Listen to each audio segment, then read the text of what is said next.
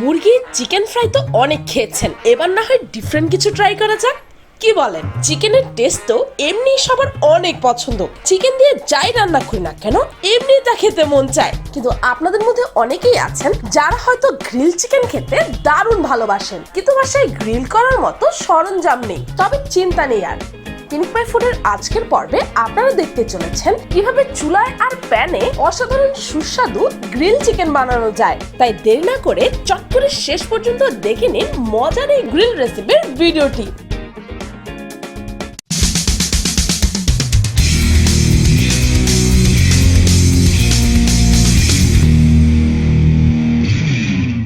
আমি grill chicken তৈরি করার জন্য প্রথমে একটি আস্ত মুরগি নিয়েছি। মুরগিটাকে ভালো করে পরিষ্কার করে ডিপ করে কেটে নিয়েছি। চলুন তাহলে এবার গ্রিল চিকেনের জন্য মশলা তৈরি করা যাক। মশলা তৈরি করার জন্য প্রথমে আমি আস্ত একটি জয়ফল নিয়েছি। এবার এর মধ্যে দিয়ে দিব দুটি কালো এলাচ, এটাকে বড় এলাচও বলা হয়। এখন দিয়ে দিচ্ছি দুটি স্টার মশলা। এবার দিয়ে দিব এর মধ্যে কিছু পরিমাণ জয়ত্রী,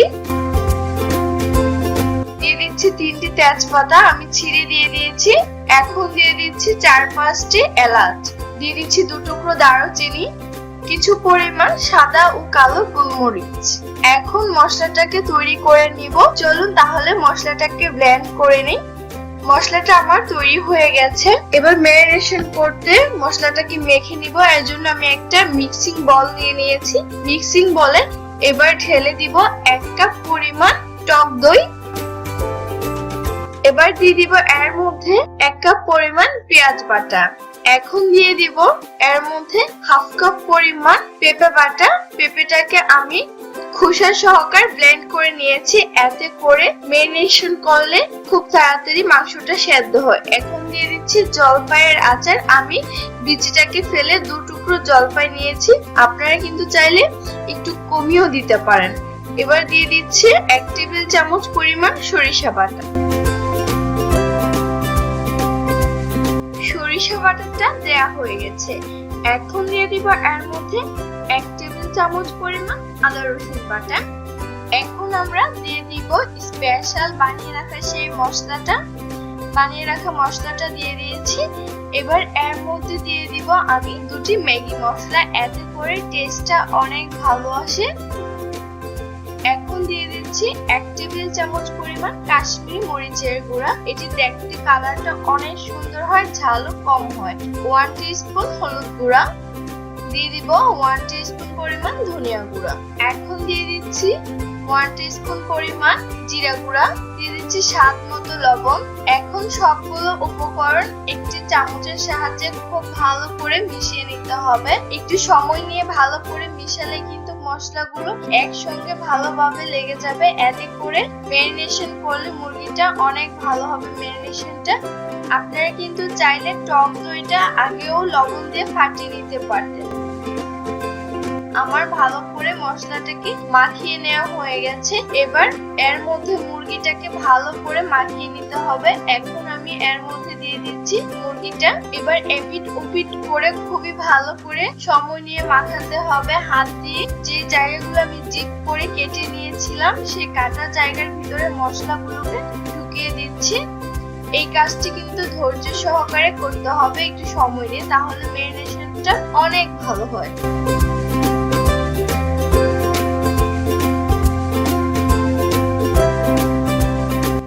ভালো করে মাখানো হয়ে গেছে। এবার আমি একটি প্লাস্টিক র্যাপ দিয়ে ঢেকে রেখে দিচ্ছি 4 থেকে 5 ঘন্টার জন্য। 4 থেকে 5 ঘন্টা পর ফিরে এসেছি। এখন কিন্তু উপর দিক দিয়ে ড্রাই হয়ে গেছে মুরগিটা। এর জন্য আমি আবারও এপিট ওপিট করে ভালো করে হাত দিয়ে মশলাটাকে লাগিয়ে দিচ্ছি মুরগির গায়ে, এতে করে কিন্তু গ্রিল হতে খুবই সুবিধা হয় এবং খুব দ্রুত মুরগিটা সিদ্ধ হয়ে যায়। ভালো করে মাখানো হয়ে গেছে। এবার আমি চুলায় একটি প্যান বসিয়ে দিয়ে দিচ্ছি সামান্য পরিমাণ তেল। খুব বেশি তেল দেওয়া যাবে না, শুধুমাত্র প্যানটাকে গ্রিস করার জন্য আমি তেলটা দিয়ে দিলাম। এবার খুব ভালো করে তেলটা প্যানের গায়ে লাগিয়ে নিচ্ছি। এবার প্যানটাকে গরম করার পালা। প্যানটা গরম হয়ে যাচ্ছে। এখন দিয়ে দিব এর মধ্যে আস্ত মুরগিটা। খুব সাবধানে দিয়ে দিতে হবে। মুরগির ওপরে আমি কিছু পরিমাণ মশলা দিয়ে দিব। পুরোটা মশলা দিব না, বাকি অর্ধেকটা মশলা রেখে দিব। যখন আমরা গ্রিলটাকে উল্টাবো তখন গ্রিলের ওপর বাকিটা মশলা দিয়ে দিব। এর জন্য এটুকু মশলা আমি রেখে দিচ্ছি এক সাইডে। এই পর্যায়ে চুলার আঁচটা মিডিয়ামে থাকবে। কখনোই কিন্তু গ্রিল যখন করবেন আপনারা একদমই ঢাকনা দিবেন না। ঢাকনা দিলে কিন্তু আমরা যেহেতু অনেকক্ষণ যাবত ম্যারিনেশন করে নিয়েছি, এর কারণে কিন্তু মাংসটা একদম সিদ্ধ হয়ে যাবে এবং একদম পুরো খুলে যাবে। এর জন্য কখনোই ঢাকনা দেওয়া যাবে না। এভাবে আমি 5 মিনিট গ্রিল করে নিচ্ছি। 5 মিনিট হয়ে গেছে। এবার খুবই সাবধানে উল্টে দিতে হবে যাতে করে পুড়ে না যায় এবং ভেঙেও না যায়। আপনারা স্ক্রিনে দেখে নিশ্চয়ই বুঝতে পারছেন গ্রিলের লুকটা কিন্তু চেঞ্জ হয়ে আসছে।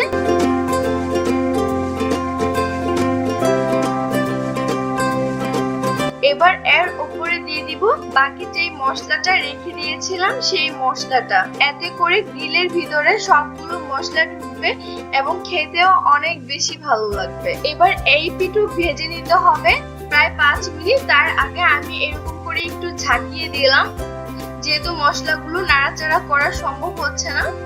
এবার আবারও চিমটির সাহায্যে খুব ভালো করে সাবধানে উল্টাতে হবে যাতে করে চিকেনটা খুলে না যায়। এই পর্যায়ে কিন্তু চিকেনটা খুলে যাওয়ার সম্ভাবনা অনেক বেশি থাকে। এর জন্য এখন এই কাজটা সাবধানে করতে হবে। যেহেতু এর মধ্যে আমরা কোনো পানি দেইনি, সেক্ষেত্রে কিন্তু মশলাগুলো পুড়ে যাওয়ার সম্ভাবনা অনেক বেশি থাকে। এর জন্য নিচ থেকে মশলাগুলো তুলে তুলে আমি চিকেনের গায়ে লাগিয়ে দিচ্ছি। এতে করে টেস্টটা অনেক ভালো আসে। এই পর্যায়ে চুলার আঁচটাকে লো রেখে উল্টে পাল্টে 15 থেকে 20 মিনিট গ্রিল করে নিতে হবে। তারপর দেখবেন আপনারাই এর লুক কি সুন্দর হয় গ্রিল। চলুন তাহলে এবার আমি একটু চিকেনটাকে ধরে ভালো করে বসিয়ে দিয়ে ভেজে নেই। আমাদের চিকেনটাকে পুরো অল সাইড গ্রিল করতে হবে। এর জন্য আমি ঠিক এইভাবে ধরে 2 মিনিট রেখে দেব। 2 মিনিট এইভাবে ভেজে নিব। 2 মিনিট ভাজা হয়ে গেছে এভাবে। এবার এক সাইড থেকে ধরে কাট করে গ্রিলটাকে আবারও একটু গ্রিল করে নিতে হবে যাতে রানের সাইডগুলো গ্রিল হয় খুব ভালো করে। খুব ভালো করে অল সাইড আমার গ্রিল হয়ে গেছে।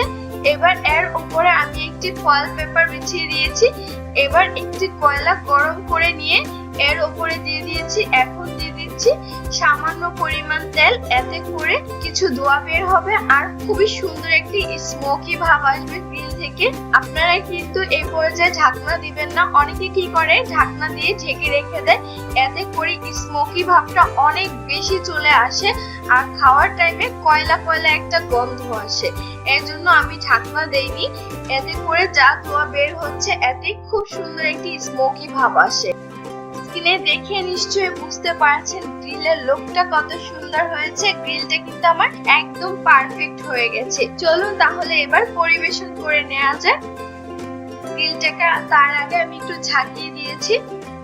এবার চুলা আঁচটা অফ করে দিচ্ছি। পরিবেশন করে নিয়ে এসেছি আপনাদের সামনে। কি দেখি খেতে মন চাচ্ছে? তাহলে দেরি কিসে, জলদি তৈরি করতে বসে যান। তো এই ছিল রেস্টুরেন্ট স্বাদের মজার গ্রিল চিকেন, তাও আবার বাড়িতে সিম্পল নিয়মে। ভিডিওটি এই পর্যন্তই। ভিডিওটি ভালো লাগলে একটি লাইক দিতে ভুলবেন না আর কমেন্ট করে অবশ্যই জানাবেন যে পরবর্তীতে আপনারা পিনিক পাই ফুডে কোন রেসিপিটি দেখতে চান। আর পিনিক পাই ফুডকে সাবস্ক্রাইব করুন প্রতিদিন এমন সব মজার মজার রেসিপিস দেখতে। আজকের মতো এই পর্যন্তই। দেখা হচ্ছে পরের ভিডিওতে।